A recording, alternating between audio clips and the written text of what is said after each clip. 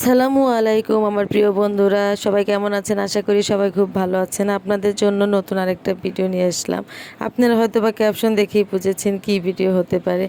আসলে আজকে আমি কিছু কথা বলার জন্য বন্ধুরা এসেছে। আসলে কোনো ভিডিওর উদ্দেশ্যে বা কোনো কিছুর উদ্দেশ্যে আজকে আসা হয়নি।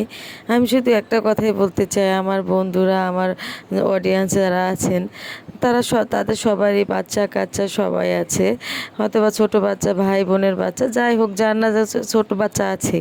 আমি একটাই কথা বলবো, বোন, আজকে আছিয়ার সাথে এটা হয়েছে, কালকে যে আপনার বা আমার বাচ্চার সাথে হবে না, সেটা কি আমরা বলতে পারি? আছিয়ার সাথে যেটা হয়েছে সেটা যেন কোনো বাচ্চার সাথে না হয়, সেজন্য আমাদের খুব সতর্ক থাকতে হবে। কারণ দেখুন, আছিয়ার পাশে যেরকম খারাপ মানুষের অভাব ছিল না, তেমনি আমাদের পাশেও কিন্তু অদৃশ্যের মতো কিন্তু এই খারাপ মানুষগুলো আছে, মুখোশ পরা, কিন্তু আমরা তাদেরকে হয়তো বা চিনতে পারতেছি না। তাই আমাদের সতর্কতা খুবই প্রয়োজন। সত্য কথা কি বলবো জানেন, এই ঘটনার পর থেকে আমার এত পরিমাণ মন মানসিকতা কেমন জানি একটা নষ্ট হয়ে গেছে যে হায় আল্লাহ, এই একটার পরে একটা ঘটনা, একটা ঘটনা শেষ হচ্ছে না হচ্ছেই আবার আরেকটা ঘটনা শুরু হচ্ছে, আবার আরেকটা ঘটনা শেষ হতে না হতে আরেকটা ঘটনা শুরু হচ্ছে। আমাদের আশেপাশে যে কী যে একটা অবস্থা হয়ে গেছে এখন, মেয়ে মানুষ বাহিরে বের করাই কষ্টসাধ্য হয়ে গেছে। যারা যে জানোয়ারগুলো নাকি একটা ছোট বাচ্চাকে সম্মান করতে জানে না, সেই জানোয়ারগুলো কিভাবে বড়দের সম্মান করতে জানবে? আমার প্রশ্ন, একটা ছোট বাচ্চা বা 6, 7, 8 বছর, 10 বছরের একটা বাচ্চা, এদের তো দেখলেই মায়া লাগে, কষ্ট লাগে যে কতটা কিউট এক একটা বাচ্চা, যে কতটা কি। তাও এই রমজানের মাসে, আল্লাহর রহমত বরকতের মাসে তারা এসব কাজ করে থাকে। কি বলবো বলেন, আপনারাই বলেন। এখানে কি আসলে কিছু বলার ভাষা আছে নাকি? কি কিছুই বলার নেই। আসলে আমাদের যুগটা যে কোন দিকে যাচ্ছে, মানুষের মধ্যে নৈতিকতা বলেন, নৈতিকতা শিক্ষা, মূল্যবোধ শিক্ষা, পারিবারিক শিক্ষা অনেকটাই কমে যাচ্ছে। মানুষ এসব কমে যাওয়ার কারণে আজকে মানুষ মনে করেন এসব পাপ কাজ করতে কোনো প্রকার ভয় পায় না। আমরা যদি ছোটোবেলা থেকে আমাদের সন্তানদেরকে এইসব নৈতিকতা, মূল্যবোধ, পাপাচার, কী করলে পাপ হবে, কোনটা ভালো কোনটা মন্দ, এগুলো যদি আমরা শিক্ষা দেই, তাহলে অবশ্যই আমার মনে হয় না যে তারা কোনো খারাপ কাজ করতে পারবে। কিন্তু আমাদের সমাজে তো আসলে কি বলবো, এইসব আমি বলবো যে একটা মানুষ কখনোই এমনি খারাপ হয় না, তাকে পারিবারিকভাবে অনেকটাই এখানে আমার মনে হয় জড়িত। কারণ আমরা যদি পরিবার থেকে যদি একটা বাচ্চাকে ভালো শিক্ষা দিতে পারি, সে ফিউচারে অবশ্যই ভালো হবে, তার প্রত্যেকটা মূল্যবোধ, প্রত্যেকটা কার্যক্রম সব কিছুই ভালো হবে।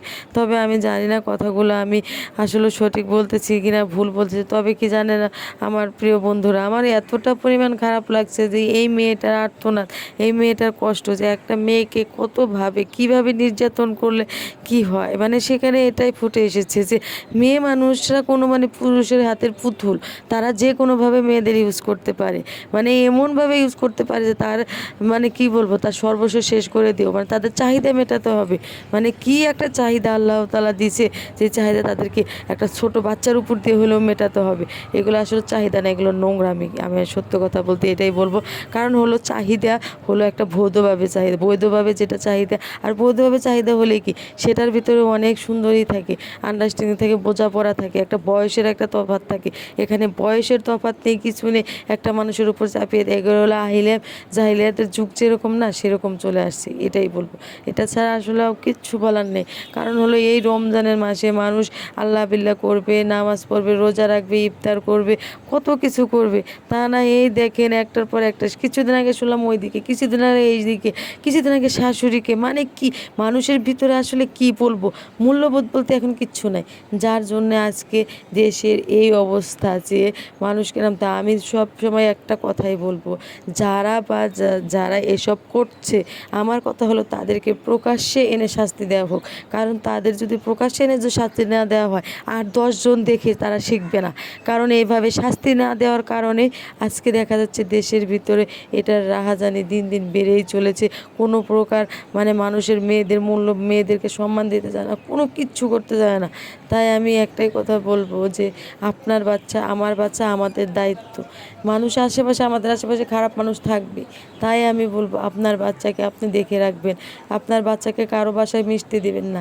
এখন এই মেশাটাও হলো কারণ আমি মনে করি বাবা মা ছাড়া আর কেউ আপন না, একমাত্র বাবা মা ছাড়া আর কেউ আপন না। কারণ হলো সুফিয়ার সাথে যেটা হয়েছে এটা যে কোনো মানুষের সাথে হতে পারে, আপনার পরিবারে হতে পারে, আমার পরিবার। তাই আমাদের যেন এসব না হয়, তাই আমাদেরকে সবাইকে কি থাকতে হবে, সচেতন থাকতে হবে, এবং কি সচেতন থেকে প্রত্যেকটা পদক্ষেপ আমাদের এগিয়ে যেতে হবে, যেন আমাদের বাচ্চার গায়ে বিন্দুমাত্র কোনো কিছুর ছোঁয়া না লাগে, কোনো কিছু না করতে মানে করতে না পারে, কোনো খারাপ সংস্পর্শ যাতে না আসতে পারে। তাই আমাদের স্কুল থেকে, কলেজ থেকে কোচিং নিয়ে যাওয়া, কষ্ট করে হলেও আমাদের নিজেকে গিয়ে নিয়ে যেতে হবে, নিয়ে আসতে হবে। আমাদের বাচ্চাদেরকে কখনো একা ছাদে পাঠানো যাবে না, কারো বাসায় পাঠানো যাবে না, এসব থেকে সতর্ক থাকতে হবে। কারণ আপনি ভালো, আপনার পাশের বাসার যে লোকটা ভালো হবে তারও কোনো ঠিক ঠিকানা নেই। বাবা মা তো তার আসিয়াকে তার বোনের কাছে রেখে এসেছিল, তার নিরাপত্তা ছিল বলে, নয়তো অন্য কোথাও হলে তো আমার মনে হয় না সে রেখে আসতো। তার বোনের বাড়িতে তার বোনের হাজব্যান্ড এবং কি বাবার মতো একজন তালই যাকে বলে, সে এসব করেছে। তাহলে আপনি কেন আপনার বাচ্চাকে কারো কাছে নির্ভর রাখবেন? আমার কথা হলো, আপনার যতই কষ্ট হোক, যতই যাই হোক, আপনি নিজের কাছে আপনার বাচ্চাকে রাখবেন। কখনো আপনি অন্য কারোর কাছে আপনার বাচ্চাকে দিবেন না। কারণ হলো কি, আপনার বাচ্চাকে অন্যের হাতে দেওয়া মানে আপনার বাচ্চার শেষ। আমি তাই একটা দিন শেষে একটা কথা বলবো, আমাদের অনেক ভাই বোনেরা আছে নিজেদের একটু রিল্যাক্সের জন্য অন্য কারোর কাছে আমরা দিয়ে যাই। আসলে কি আমাদের বাচ্চাটা কি তার কাছে নিরাপদ? প্লিজ সবাই একটু ভেবে দেখবেন। আজকে আমার বাচ্চা ভেবে আপনি বলতেছেন যে অন্য কারো হয়েছে বলে কি আমার হবে? আপু, কার কখন হবে কেউ বলতে পারে না। তাই আমাদেরকে কি এতটাই সতর্ক থাকতে হবে যেন আসিয়ার মতো আর কারো জীবনে যেন এরকম ঘটনা না ঘটে। আমরা এত ঘটনা দেখতেছি, তারপর আমাদের আশেপাশে প্রত্যেকটা দিনই বলতে গেলে একটার পর না একটার পর একটা ঘটনা হচ্ছে। কেন?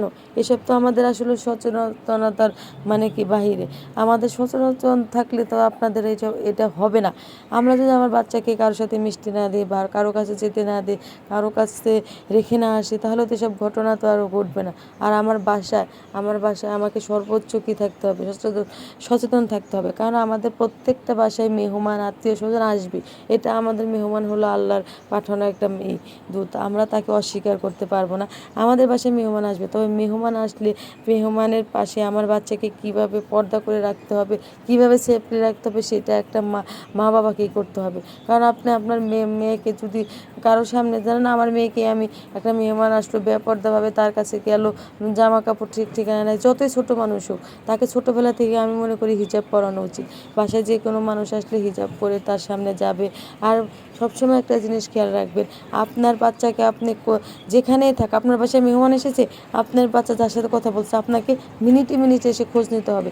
আপনার বাচ্চা কার সাথে কথা বলতেছে, কিভাবে কথা বলতেছে, তার আচরণগত আপনাকে সেটা বুঝতে হবে। আমার 2টা মেয়ে আছে, আমার বাসায় আমি সবসময় আমার মেয়েদের ক্ষেত্রে চেষ্টা করি, জানি না কতটুকু পারি। তাই আমি বলতেছি যে আমারও তো 2টা মেয়ে আছে, কোন সময় কি হয়ে যায় কিন্তু আমিও বলতে পারি না। তাই আমার কি বলবো, আমার 2টা মেয়ের দিকে তাকিয়ে আমার এতটাই খারাপ লেগেছে যে আমার মেয়ের বয়সেই তো একটা মেয়ে, কীভাবে এরকম হলো। তাই সেই সব ঠিক ভেবে বন্ধুরা এতগুলো কথা বললাম। এদিকে আমি আজকে ইফতারি বানানো হয়নি, আজকে আমি চাল বিরিয়ান করেছি, কারণ প্রত্যেক দিন ইফতার খেতে ভালো লাগে না। আর আমার বাসায় যে আমার বাসায় যে একজন মেয়ে আছে কাজ করে, তাকে আমি প্রত্যেক দিন ইফতারি দিই। তার জন্য বুট বড়া বানিয়েছি, প্লাস চাল বিরিয়ানিও করেছি, তাকে সবটা দিয়ে দিলাম। আর এদিকে আমাদেরও ইফতারের টাইম হয়ে গিয়েছে, আমরাও ইফতার করে নিব। ঘটনার পর থেকে আমি কোনো ভিডিও ছাড়িনি। সত্য কথা বলতে অন্যর বাচ্চার হোক, কিন্তু নিজের ভিতরে যে কেমন একটা কষ্ট লাগে, যে যাই হোক অন্যর বাচ্চার হোক বা নিজের বাচ্চা, সেটা বড় কথা না, কিন্তু আমারই তো বাচ্চার বয়সে একটা বাচ্চার সাথে এত বড় একটা ঘটনা ঘটেছে। এসব ভেবে সত্যি অনেক খারাপ লাগে। তবে আল্লাহর কাছে সবসময় দোয়া করি, আল্লাহ আসিয়াকে বাঁচিয়ে রাখুক। আসিয়ার মনের যে কত কষ্টগুলো সে বলছে, তাদেরকেও সে নিজের হাতে শাস্তি দেবে। আল্লাহ তাকে দেওয়ার তৌফিক দান করুক। এখন বন্ধুরা ভালো থাকবেন। আমরা আসলে এখন ইফতার করে নেব, আজানের সময় হয়ে গেছে, এখন সবটা গুছিয়ে নেব। এদিকে ডিম বোনা করেছি, চাল বিরিয়ানি করেছি, আর ইফতারও বানিয়েছি, ফল টলও কেটে নিয়েছি মোটামুটি। আমার বড় মেয়ে আজকে রোজা, ও ইফতার করবে, তাই ভাবলাম যে সব কিছু একটু গুছিয়ে টুছিয়ে নিয়ে তাড়াতাড়ি শেষ করি।